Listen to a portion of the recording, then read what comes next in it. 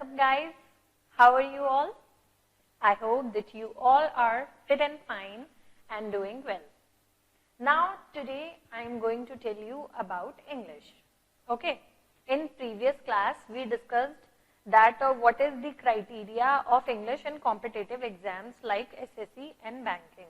Now today we are going to start our learning, and here I am going to tell you that what is English. First of all, before learning any subject or language, we have to know that what is the basics of that particular language. Okay. So here, English is not only a subject. English बस केवल एक subject नहीं होता है. English एक language होती है. Okay. And language में क्या होता है? See, English is a language. You know very well that language and literature, two parts of किसी भी अगर हम language को पढ़ने जाते हैं तो उसके दो part होते हैं. The first part is the language part, that is also called grammar, and the second part is literature part, that is called literature, like writing. For writing we use it. But in first class I told you, as I have given you example in the very first class, that from the childhood we are speaking our mother tongue. Okay, so nobody is teaching us the grammar rules or the basics or something else for speaking. We are observing our environment, and as per that automatically we are able to speak fluently. Okay, now this thing is very clear, but do you know that speaking English and finding out the errors and sitting in examination hall and giving competition exam is same? Not at all. You know, हम बचपन से जब भी बोलते हैं अपनी mother tongue को या किसी भी लैंग्वेज को अगर हम एनवायरमेंट क्रिएट करेंगे, if we will create environment of any particular language, we can easily speak that language as per our observance. हम अपने ऑब्जर्वेंस के अकॉर्डिंग किसी भी लैंग्वेज को इजीली बोल सकते हैं, फ्लुएंटली बोल सकते हैं. But here what we have to do, लिख नहीं सकते हम उसे. There will be so many errors. Okay, बहुत सारे ग्रामेटिकल एरर्स या ऐसी चीजें होंगी जिसकी वजह से वहां हमारी लैंग्वेज गलत हो सकती है. ओके, जैसे ऑब्जर्वेंस के अकॉर्डिंग हम देखते हैं कि हाँ इस चीज को पेन बोला जा रहा है तो it means it is a pen. Daily अगर इट इज अ पेन बोल रहे हैं तो आप समझ जाएंगे कि ये पेन है को हम इट इज अ पेन बोलेंगे. ठीक है. So for fluency, for speaking, you can do कि हम एनवायरमेंट क्रिएट किया हमने और हम बोलने लगे. But it is not important कि जो फ्लुएंटली इंग्लिश बोल रहा है वो कॉम्पिटेटिव एग्जाम्स में बैठने लायक होगा. Okay, I am not saying कि नहीं होगा. किसी भी चीज को एकदम डेफिनेटली मैं नहीं बोल रही हूँ, but usually what is the thing कि अगर हम सोचते हैं कि हम सोशल नेटवर्किंग साइट्स पे इंग्लिश में बातें करते हैं और पूरी इंग्लिश यूज कर रहे हैं, it means we can crack any examination. So it is not possible. Okay, अगर आप सोचते हैं कि डेली हम इंग्लिश में कन्वर्सेशन कर रहे हैं या फिर सोशल नेटवर्किंग साइट पे इंग्लिश में चैटिंग कर रहे हैं, yes, this will improve yourself. ये आपको ग्रूम करने के लिए, आपको ब्रश अप करने के लिए जरूरी है. But for knowing any language, for sitting in examination hall और कंपटीशन की तैयारी अगर करना है तो this is not enough. For that you need to know this entire language. अगर हम एग्जाम में बैठ रहे हैं तो हमें जरूरी है हम ये पूरी लैंग्वेज जाने, इसके ग्रामर पोर्शन को जाने, what are the scripts and what are the things in this particular language that we need to know. Arrangement of sentences, framing of sentences, using how to use each and every sentence, where we have to use. Her sentence का function अलग होता है. Okay, so किस sentence को what is in English में क्या होता है, किसी एक word के बहुत सारे meaning होते हैं.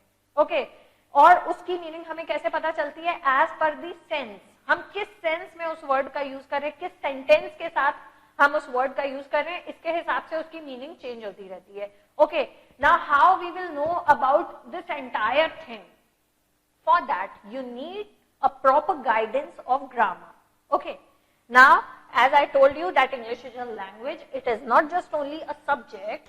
for any language, for writing any language, you have to know its script. Okay, किसी भी लैंग्वेज को लिखने के लिए हमें क्या जरूरत होती है, उसकी स्क्रिप्ट जानने की जरूरत होती है, ठीक है। तो इंग्लिश की स्क्रिप्ट अगर हमें जाननी है तो हमें क्या करना पड़ेगा, उसके पूरे बेसिक ग्रामर पोर्शन को पढ़ना पड़ेगा। Okay, so first of all we will go on with the basic grammar portion and then after we'll move on with some standard and advanced rules of grammar, and then after we will do some practice exercises. Okay, now as grammar, as I have told you, बिना ABCD सिखाए आपको कोई sentence बनाना नहीं सिखा सकता है। In the same way, if you are preparing, then first of all you need to know the basics, and अगर आपको बेसिक्स आता है, अगर आपको एबीसीडी आती है, इट्स वेल एंड गुड, और अगर आपको नहीं आती है then you can go on with these lectures. अगर आती है तो बहुत अच्छा है, आपका रिवीजन हो जाएगा यहाँ से। Okay, now as I told you for English, so if we talk about the smallest unit, what is the smallest unit? It is letter.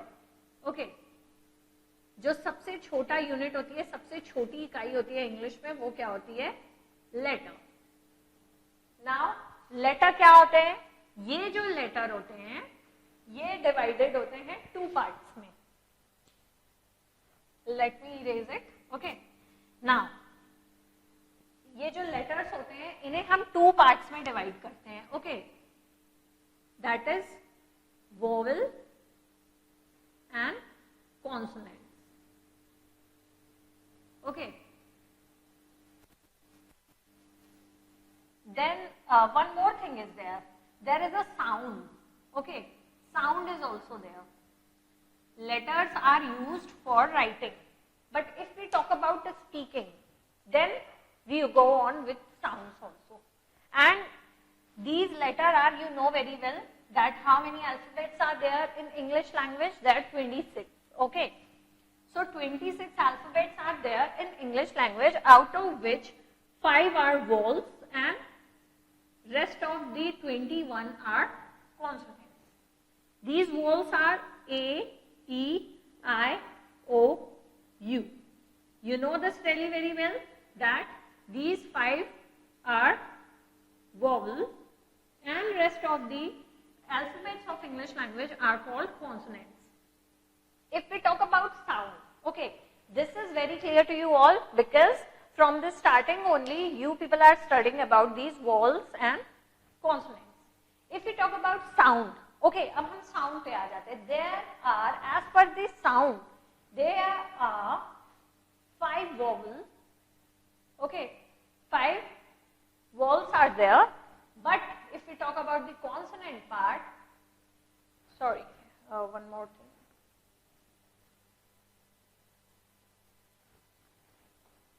There are total 44 sounds.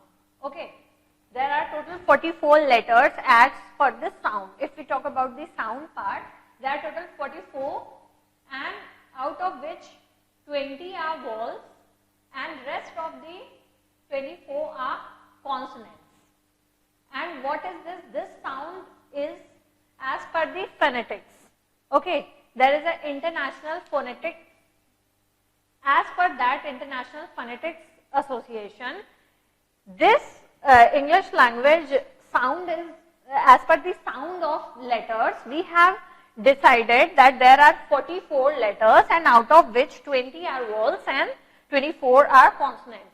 How come we made these all things? Okay, ऐसी कौन सी हमने बचपन से तो पढ़ा है कि हाँ 5 वोवेल होते हैं, 21 कॉन्सोनेंट्स होते हैं और टोटल 26 लेटर्स होते हैं। तो अब ये 44 लेटर्स कहाँ से आ गए? और उसमें भी 20 वोवेल हो गए। यहाँ पे हम देख रहे हैं कि only 5 vowels are there and here we can see that 20 vowels are there and 24 consonants are there. How come these all things are? You know very well that every day we people are updating. Okay, ये कुछ नया नहीं है। Phonetics is not at all the new thing. It is a very old concept, but we are not so much familiar with this because in our schools or in our traditional schooling we are not getting education of these things. Nowadays it's being taught.